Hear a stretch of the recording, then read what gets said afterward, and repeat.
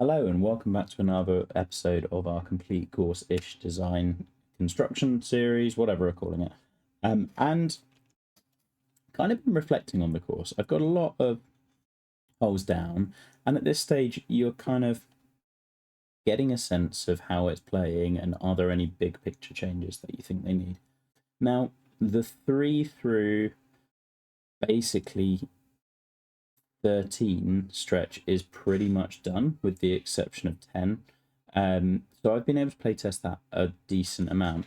And the one thing I'm kind of feeling more than anything is I just need to get a little bit more wild with some of the land movement. Or rather, I kind of want to. I don't want the holes away from the ocean to be flat for any reason. And yeah, I just think that'll add a bit more interest. And you really, I think with a contest course, you really want every single hole to stand out and people to look back at the scorecard and go, oh, yeah, it was that one because it had that great feature. And this one did this thing that was really cool. And this one was a great hole because I had to hit that shot, that sort of thing. And 2 was stumping me because it was just downhill and long and it had the Barenka right. And it was just, I've got danger right on a number of holes. Like if you've got the Barenka, can you use that a bit more interestingly? One I'm kind of okay with being like a gentle-ish opener, but I'm going to think about can I add some more land movement around the green to make it a bit more dramatic, same in the landing zone, things like that.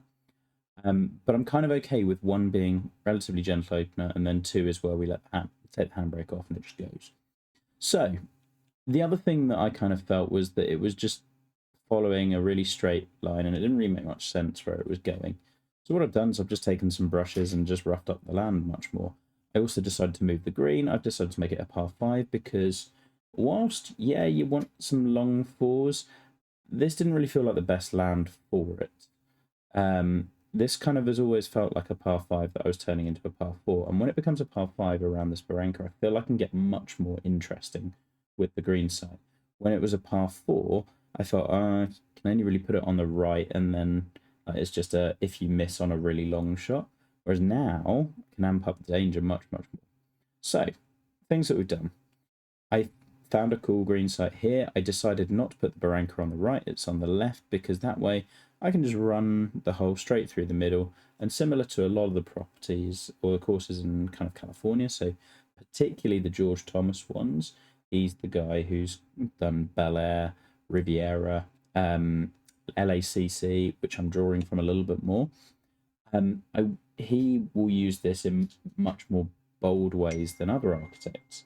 So what we're going to do is we're going to split the fairway with it, which gives you decisions to make. Do you want to hit down to this kind of choke point? I'll probably cut the fairway around about here. So if you do that, then you've got 3-wood in. It's doable. You've got it from a better angle, but you've got to hit a really tight drive into here.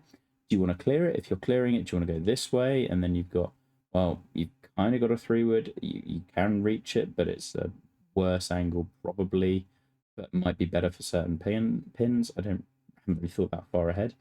And if not, we're going to pop a bunker here, and then you can kind of take that one on. I'm going to use bunkering quite liberally, I think, not liberally, but like I'm going to be really careful with where I put them and just being, the other benefit of it being a par 5 is I can be quite mean with bunkering and put them right where you want to go. So here, well, we'll tempt you with the 322 odd carry. Guys can go to that if they overpower. And that would yield a big reward because you've got a shorter iron into this, which would give more control, etc. Like, I'm not about taking birdie off the table. Like, that's not the kind of fun golf course I want to create. But I do want to give you options that are meaningful and challenging to get to. So that's kind of how I see this one. What I haven't really fleshed out is what's going on this bit of the fairway, what's going on this bit of the fairway. I feel like you need a bit more here in order to make this work. I also, you want to separate the angles so that like a layup to here versus a layup to here, really meaningful. But I don't want the Barenka itself to get too wide. What's kind of fun, I'm drawing a little bit from LACC's 8th. If the Barenka's in the middle, then both fairways are going to slope kind of towards it, which gives you really interesting ways of playing with camber and sloping, which is one of the key features we're going to go with this course. Kind of seeing this being quite low and like the land running down this way, which is basically what's happening. I just need to work with it a little bit more. So you could lay up into there, but you're off a down slope and pitching over this, and it might be awkward. This side kind of very much going this way as well. Bunker's a placeholder for the moment. And you can see how this would interact with this hole. I think that would look quite nice as well. It still keeps that kind of ocean introduction that we're going for with this hole. So that bit works, but it's less... Yeah, I don't know. It just feels better than it did. Now, as with any kind of routing changes, you want to consider everything else. So looking back at the scorecard, and actually, front line's quite short now. Granted, I've moved some waypoints around, so I can definitely lengthen it, because it does look a little shorter than maybe I want it to. But you've got 2 par 5s, so this and 7. 7, remember that's that dog leg that we've looked at. It also, I think, means that holes like 8 will fit a little bit better. I'm still not 100% on this one. I think I can amp up the land movement even more and make it wilder. It just feels a bit too flat at the moment in the land that it's inhabiting, and I think I can get a bit wilder with it. So that's kind of the direction we're going to go down. 10 is currently sitting in a very flat spot. We're going to be reworking this land and put something bold. Green might go over here. Might be a hillside here that then works down to here. 11 currently a par 5, could become a long par 4. The tee shot's the bit of this that I'm less sold on. I love the approach. I think that's really nice. I do like the Hog's Back entrance. I'm not sure how well it plays just yet, or whether we just want a long approach out to the ocean. Could be fun, but I do like the element of danger we've got here. So this one, I think the approach definitely works. I think the tee shot, again, when we start getting wilder with the land movement everywhere and sculpting this a bit more aggressively, I think that can work really nicely. Does also mean that I'll probably add some more width to the course, which I think will be interesting in how we move the board around. So rather than this just running you off into the rough, well, maybe we extend the fairway out to here, and then you've got a kind of shot probably from the fairway, but from down here, and then that's a much tougher angle to hit, and from sloping lies, etc., etc., etc. I don't. 12 is pretty aggressively sloped already. Don't really need to worry about that. 13 is par 3. Don't need to worry about that. 14 is going to be bold. I can probably ramp up the land movement on 7. 5 is doing a lot. It just probably needs some gentle undulation work is the main thing, which I can add on later. But that's not going to need much changing. 3 has this big spine that, to be honest, I'm kind of toying with changing anyway, because it feels maybe a little bit too similar to 8. But the holes play very differently, so it could just be a callback, which I don't mind. And also, because 8, you're kind of hitting up onto here or rolling down to here, or you can drive through it, or you can lay down to here. 3 is far more how are you confronting this, and it's generally funneling you down this way or down to here.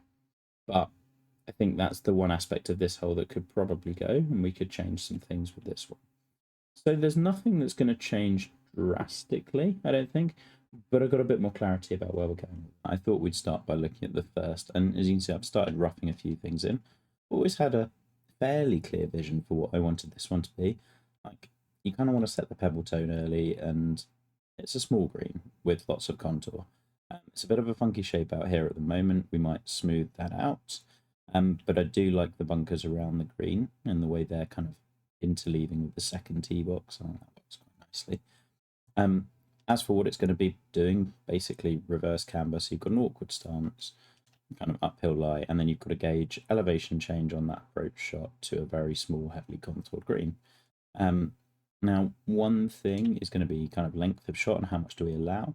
I'd quite like you to be able to have a wedge in hand and have to really focus on controlling spin. So we want to allow kind of up to here. So whether we shuffle those bunkers along a little bit, I don't know. Whether we move this all along a bit, I'm not sure. We can do. It wouldn't be too difficult to move all of this forward. So that's one aspect I'm considering. What I don't really want is people just blow driver through and leave like a pitch shot, because I don't know, that feels less fun. So yeah, I'm just going to pop a time lapse on and work away at this. Enjoy.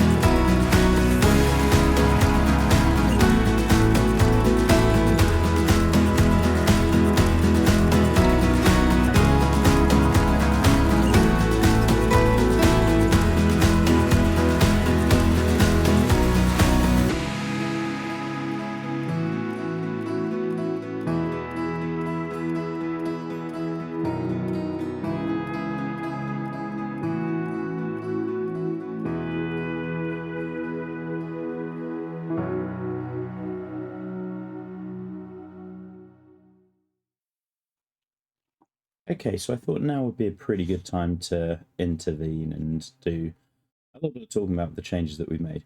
So you'll see the bunkers down the left. These are purely visual. I feel like you need to tie them into the trees a little bit.